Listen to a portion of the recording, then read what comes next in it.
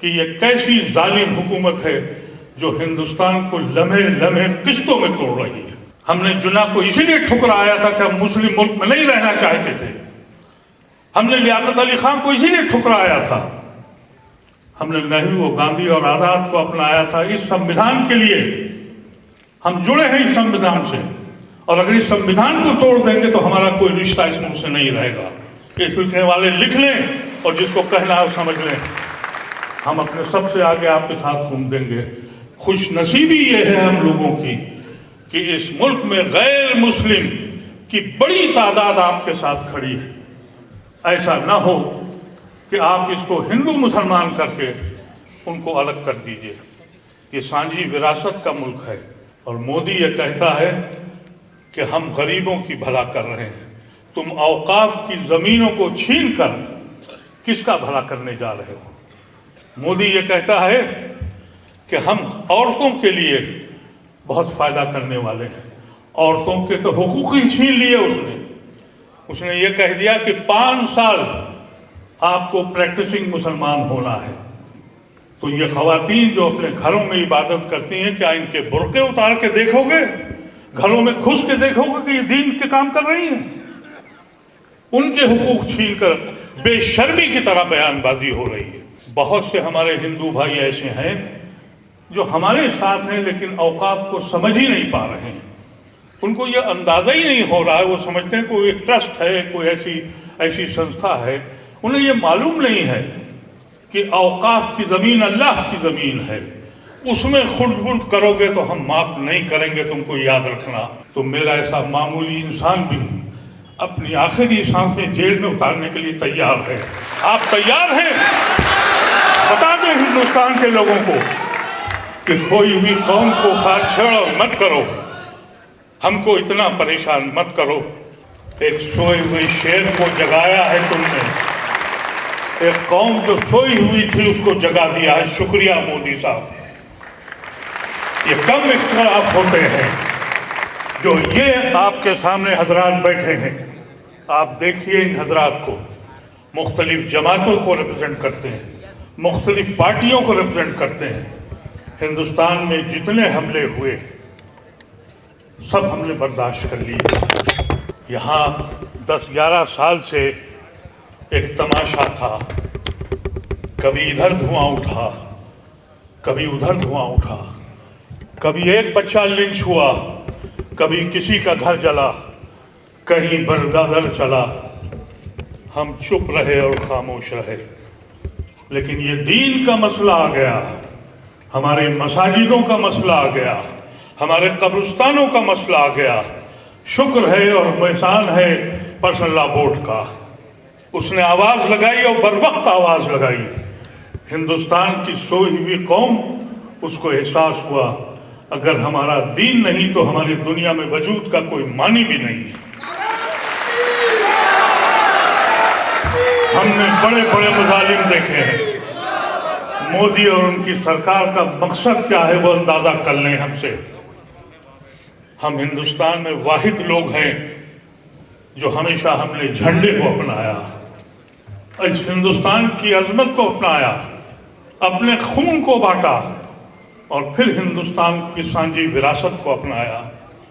تم روز ہمارے ساتھ یہ کرتے ہو۔ ایک بات میں باور کر دوں آپ سے، سپریم کورٹ میں جو 2 مسائل اٹکے ہوئے ہیں جس پہ 5 تاریخ کو مسئلہ ہے، پورے پارلیمنٹ کے اندر ایک ممبر کہتا رہا کہ یہ غیر قانونی ہے، خدا را اس کو مت لائیے، لیکن اپنی اکثریت کے زوم میں وہ لے آئے۔ سپریم کورٹ یقینی طور پر اگر اس کی کو اپنی عظمت قائم رکھنا ہے، وہ محافظ ہے ہندوستان کے آئین کا، تو وہ یہ 2 یا 3 مسئلے جس پہ آج رکا بحث ہے وہ انشاءاللہ اس پہ اسٹے لگے گا۔ لیکن یہ مت سمجھیے گا کہ آپ کی بچت ہو گئی ہے، پورا کا پورا قانون ناقص ہے۔ بہت سی چیزیں ایسی ہیں جو آپ سوچ بھی نہیں سکتے۔ کہہ دیا کہ 12 سال سے زیادہ جس کا قبضہ ہے وہ اسی کا ہو جائے گا۔ ہمارا یقین یہ ہے کہ اوقاف کی زمین جب آپ اللہ کے حوالے کرتے ہیں تو وہ ہمیشہ سے اللہ کے حوالے ہو جاتی ہے۔ میں کیونکہ اس کمیٹی میں رہا ہوں 2013 کے جس میں یہ ایکٹ بنا تھا، اس کا میں ممبر تھا۔ اس وقت ہم لوگوں نے کوشش کی تھی کہ ان ساری جائیدادوں کو چھینا جائے، واپس لیا جائے، جس پہ قابض ہے حکومت ہند بھی، اسٹیٹ گورنمنٹ بھی، اور ہمارے اپنے لوگوں نے بھی قبضہ کیا تھا۔ اب اگر وہ 12 سال سے قابض ہیں تو وہ زمینیں ان کی ہو گئی، اور مودی یہ کہتا ہے کہ ہم غریبوں کی بھلا کر رہے ہیں۔ تم اوقاف کی زمینوں کو چھین کر کس کا بھلا کرنے جا رہے ہو؟ مودی یہ کہتا ہے کہ ہم عورتوں کے لیے بہت فائدہ کرنے والے ہیں۔ عورتوں کے تو حقوق ہی چھین لیے اس نے یہ کہہ دیا کہ 5 سال آپ کو پریکٹسنگ مسلمان ہونا ہے۔ تو یہ خواتین جو اپنے گھروں میں عبادت کرتی ہیں، کیا ان کے برقعے اتار کے دیکھو گے؟ گھروں میں گھس کے دیکھو گے کہ یہ دین کے کام کر رہی ہیں؟ ان کے حقوق چھین کر بے شرمی کی طرح بیان بازی ہو رہی ہے۔ ہم سمجھتے ہیں بہت بڑے لوگ شخصیت آپ کے بیچ میں ہیں، لیکن ایک بات یاد رکھیے گا، یہ پرسنل لا بورڈ نے جو آواز دی ہے اس کے معنی سمجھیے۔ یہ مت سمجھیے کہ ایک میٹنگ آپ نے کر لی اور آپ خاموش ہو گئے۔ بہت سے ہمارے ہندو بھائی ایسے ہیں جو ہمارے ساتھ ہیں لیکن اوقاف کو سمجھ ہی نہیں پا رہے ہیں۔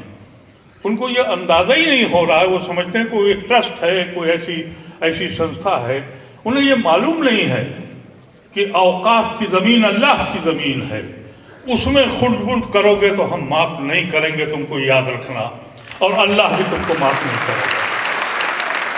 اس کا احساس تم لوگوں کو ہونا چاہیے۔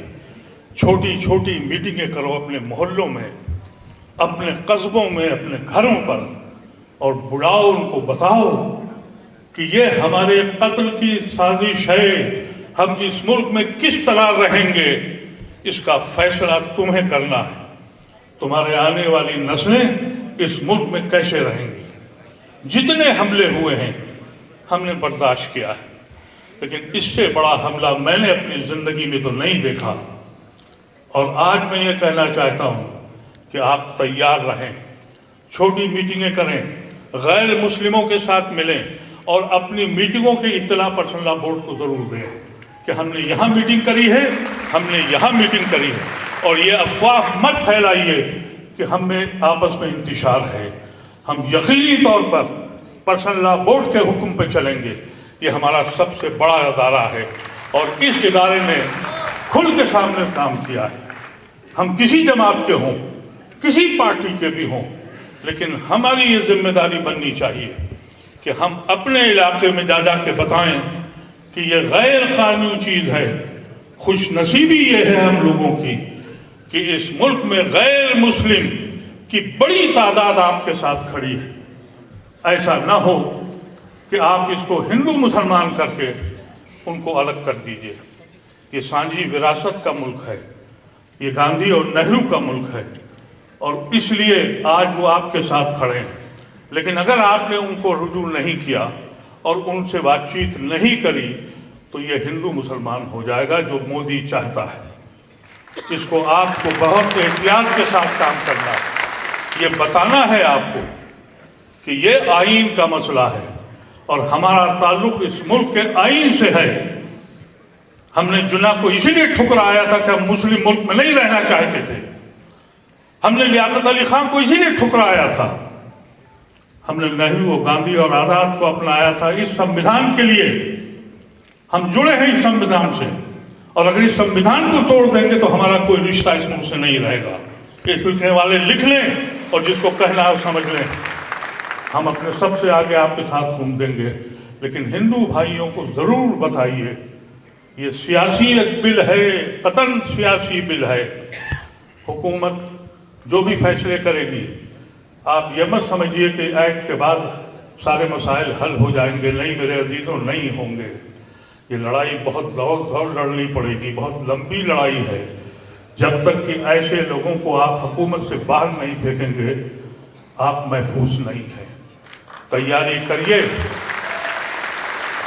کریے کہ ہندوستان کے سارے جیل چھوٹے پڑ جائیں، وہاں جگہ نہ رہے हमारे ऐसे ये सारे हजरात, इन्होंने पर्सनल लॉ बोर्ड की मीटिंग में ये बात कही थी, मैं उसमें था मौजूद। सदर मौसूफ ने कहा था कि अगर जेल जाना पड़ा तो जाऊंगा, सेक्रेटरी जनरल ने कहा था जेल जाऊंगा।